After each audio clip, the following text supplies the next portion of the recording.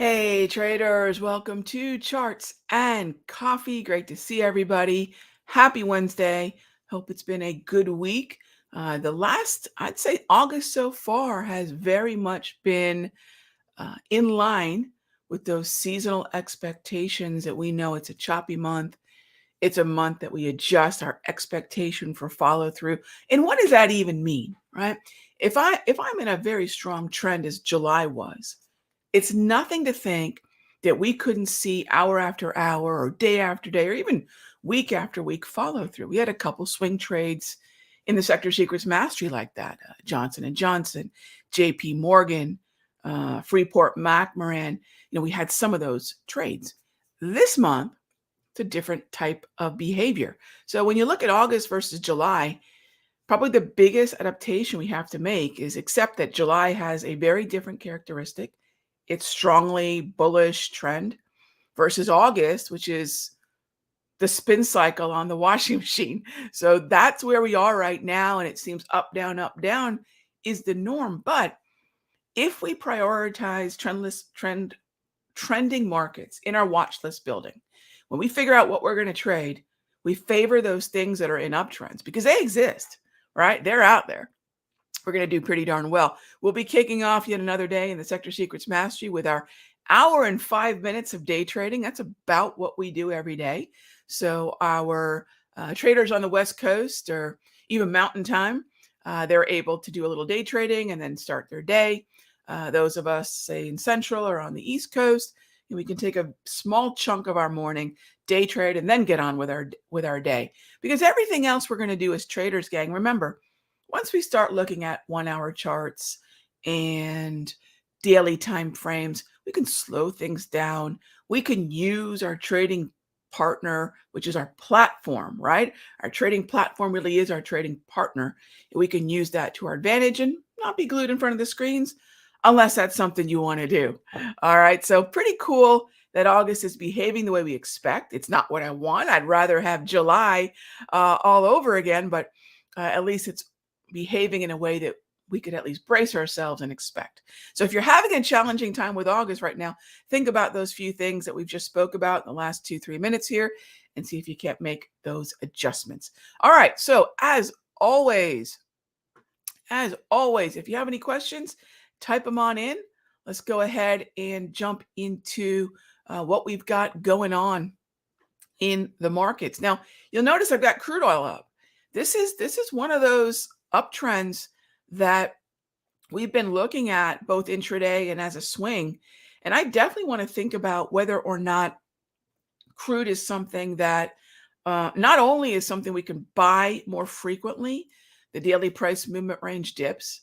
We are above the 200 propulsion, which is just the slow 8 exponential moving average and the fast 200. Moving average crosses are classic time-tested, amazing things that we can take, combine in an indicator like the propulsion, and then get a better, what I like to call a smart or even self-correcting exponential moving average. So I like crude oil, and then I really like symbols like the energy. So if you haven't taken a look at energy stocks, whether that be XLE, OIH, XOP, and yes, even the natty gas stocks of the FCG, take a look at those 4 sectors, gang. They are ripe right now, ripe and ready to eat. So we definitely want to look for those bullish trends as crude oil really starts to show the strength that is, again, much clearer once we get above those white dots. You can see the daily time frame is on the far right on this screen. By the way, the layout that you're seeing right now is a very adaptable one. This is the one that we use in the mastery. And what this layout is how many of you are photographers? Remember triptychs? I love triptychs. Those 3 photos you put against each other, but they each kind of tell sometimes a different story, but they're still cohesive. There's still a larger narrative that all of them are expressing. It's pretty cool. Well, that's what this is. This is the 5 minute on the left, the 1 hour in the center, and the daily on the far right. And what I can do, depending on what gear I'm in, I can just minimize the 5 when I'm out of day trading mode, and I can enlarge the 1 hour in the daily, right? If I'm in pure longer term mode, I can push the 5 minute and the 1 hour sort of to very small views, and I can make the daily much larger. And that's oftentimes exactly what we do here in charts and coffee. I'll sort of move these things around to where not only could we look at this, equal, right? If you say, Rog, I really don't want to lose the pulse of the 1 hour. No problem. I'm with you. Rog, I really don't want to lose the pulse of the daily. I'm with you. In fact, even when we're day trading, one of the things that we talk a lot about, from a pre-market perspective, and I'm going to put this in the notes because these are the notes I'll be working with once we get into the Sector Secrets Mastery. Pre-market, one of the things that we look at is that line in the sand. And one of the easiest things to look at in terms of really a sentiment level, there we go, sentiment level, is are we above or below the previous session cash close? So if you've never looked at that for, especially when we're in a neutral environment, right? When I look at the NASDAQ this morning, yellow multi-trend, neutral. When I look at the S&P, yellow lower row of the multi-trend, again, neutral. So I've got this neutral environment here, but I can say to myself, well, what's the trend on the 1 hour? I could be a buyer on 1 hour crude. And then what's the trend? Again, when I look at that 5 minute, 1 hour, now, where are we on the daily? Are we above or below the previous session line in the sand? All right. So these are things that we do. Okay. Just something to think about as you're day trading this morning. And we're going to go through this process together as we're trading this morning in the mastery, as well as let's tackle some questions here.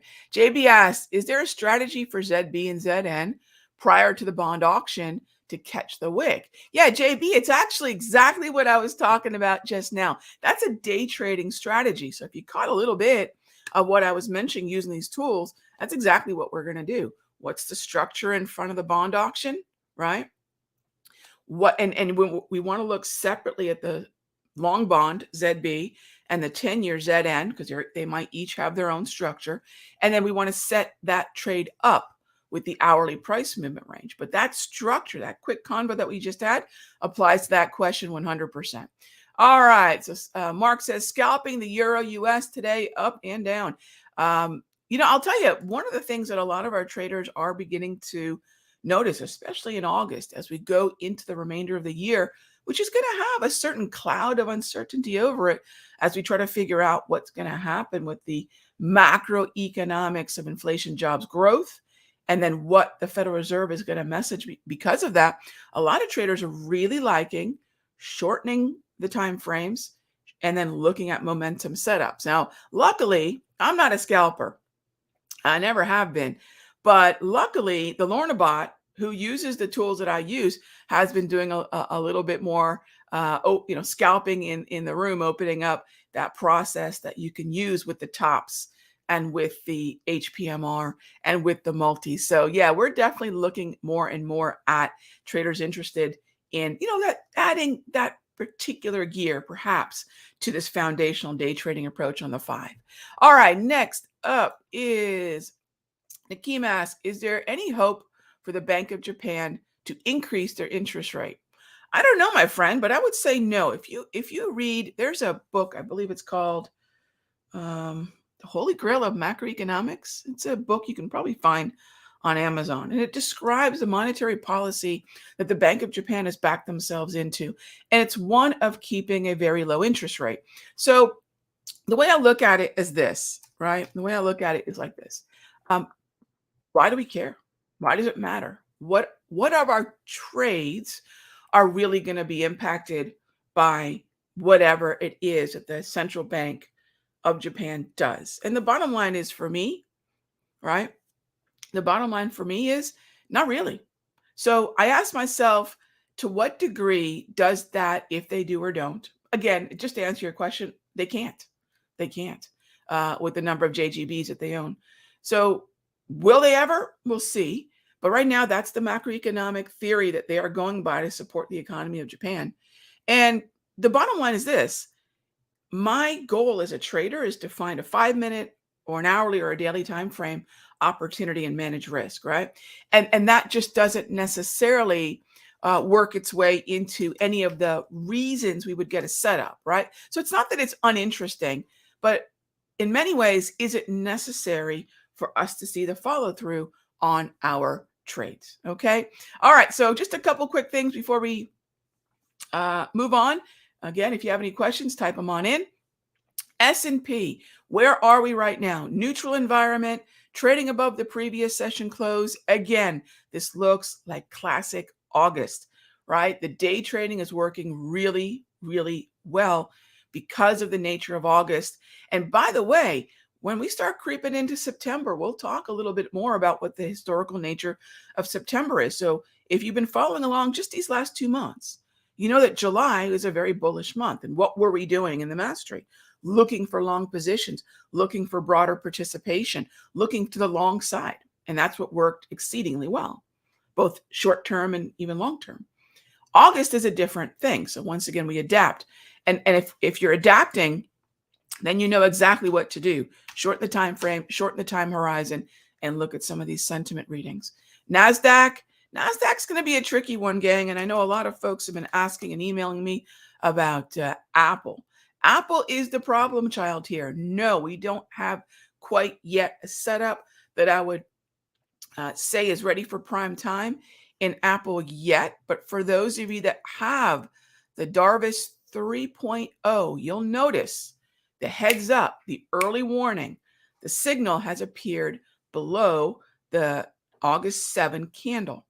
And as long as we remain in this pattern, as long as it remains valid, this could be perhaps the beginning of the quote unquote bottom in Apple. And the ramifications are huge because this goes to the XLK and this ultimately goes to QQQ or NASDAQ. All right. So that's where we sit in terms of Apple's impact on the XLK technology sector and, of course, the broader averages. One of the things that we're watching really closely is Johnson & Johnson and United Health. Now, I don't particularly like to trade United Health. One of the things we focus on in the mastery are affordable, scalable, liquid options. Obviously, UNH and Johnson & Johnson are scalable. They're liquid. But are they affordable? Johnson & Johnson's a better choice, right? A lot of times folks will look at UNH, but anytime healthcare is moving in an uptrend, go take a look at Johnson & Johnson. That's something we do a lot. And Johnson & Johnson has been exceedingly good to us, both as a day trading and swing trading stock. So once you kind of fine tune these watch lists, which is something we do a lot of in the mastery, then all of a sudden you realize you're not having to wade through thousands or hundreds of symbols. You've got a list of symbols that are performing in a way that's in line with index sector stock. That makes life a whole lot easier. Keep an eye on J&J. It's been a great performing name. Another place that we're going to continue to look for opportunity is broadly in energies. We talked about that with crude oil. And lastly, let's see here. Get a lot of questions about bonds. All right, so take a look here. This is another place where we have a lot of questions about the bottom, the low. I would not, just in Apple, I would say we can start thinking about whether that pattern in the daily price movement range, that gray zone you'll see on my daily and 60-minute time frames, that's the historical volatility-based support and resistance. We can do that on Apple, but ZB is a completely different creature. Let me show you what I mean by that. ZB is a totally different animal. And let's open this up and I'll show you right now. We have a downtrend on the long bond. This is going to affect TLT as well, by the way. We can look for patterns, which, by the way, formed. You can see the signal here. We confirmed it on the 8th. So this was yesterday and today. Yes, I'm looking for follow through basically above 122. This is a difficult one to say it's a buy because it's turned into a downtrend. So we would want to shorten the time frame, look at the 1 hour, and then back to kind of what we've been talking about for this entire Charts and Coffee episode. Shortening the time frame in August is going to continue to be a really wise choice in terms of what it is we need to do to adapt to the environment that does give us a lot of chop here as we wind down summer and go into the fall trading season. All right, so next up is, let's see here. Let's go take a look at gold. All right, let's go take a look at gold. All right, when we take a look at gold, what we have in gold is something that could be better than bonds. Do they move together? Absolutely. If you've heard me talk about macroeconomics, one of the macro principles around gold. Now, what's macro, gang? How does inflation, how does jobs, how do growth affect the messaging of the Fed? That's all that it is. It's nothing else. Really, it's nothing else. There are other minor data levels, but those big three pillars are the most important. Gold moves because of real yields. All right, Rog, techno babble alert. What does that mean? It's the difference between bond yield and the rate of inflation. And whatever that chasm is, whatever the bond yield is, whatever the rate of inflation is, whatever that difference is how gold moves. And it's inverse. So we need to see that narrow or broaden to get better clarity in gold. But gold remains a neutral environment. So if you ask me, Rob, could we buy gold? I'd likely be more interested in potentially a gold buy than I would be bonds. And ideally, they move together, right? That's another thing that we want to keep in mind. They typically move together. All right. So as always, gang, if you have any questions, we're going to be wrapping up in about 3 minutes here. So if you have any questions, let me know. All right. And let's see. What do we have by questions, though? Are y'all tired this morning? We usually get a lot of questions, so keep them coming, gang. I have till 9:20. All right. Let's see. MNDY. Hey there, Tim. Sure. MNDY. So let's go through the process. Trend on the daily. So I like that a lot. There are trends, gang. There are trends in a number of sectors and a number of stocks. And if we can focus on those uptrends, we're going to be in good shape. So what I would recommend as far as what I'm interested in right now, Tim, MNDY is actually not only an uptrend, but what we see happening right now is it's sinking into an anchored volume weighted average price and this is great, the 200. So I don't know where this stock is. Now, this is an Israeli company, right? If I recall. So I would keep an eye on the volume level of the anchored VWAP and the 200 propulsion. And if we can hold this 150 major psychological level, if you could, I'm trying to think what the most liquid version of these Israeli stocks are. I think it's ISRA, but I don't trade these commonly. So I'm just kind of going off what I think. We need to see support on ISRA, right? So you want to go, it may not be index sector stock, but it is that sector stock view. All right. So everyone says, all right, Rog, we're awake. Okay. Yeah, I'm used to y'all being far more chatty, far more quick. All right. Just want to make sure I'm not putting y'all to sleep. Patrick's asking about Freeport. Yeah, we do want to keep an eye on Freeport. It's starting to get good. We need a setup. It's very volatile at the moment. We did sink into, with a lot of volatility, the DPMR yesterday. But what are my thoughts on the 5-minute chart? You know, once the bell rings, we'll get a better idea of whether or not this Freeport McMoran is going to remain neutral as it is in the pre-market. Remember, those first 30 minutes when you are starting off your day trading day are a very tricky one. It's called the clearing range or the opening range. And we establish important highs and lows. And in that 30 minutes in the mastery, we make a lot of decisions about index sector stock. We don't call it the sector secrets mastery for nothing. And so once we get a feel for, I would keep an eye, Patrick, on XME. All right. Keep an eye on XME. And just like that, gang, thank you so much. I know we got a lot of folks watching, and I, as always, appreciate your time. I'll see you tomorrow, same time, same station. I see a lot of the mastery members also in the chat. I'll see you all in the room in just a moment. Be good to each other, gang. I'll see you tomorrow.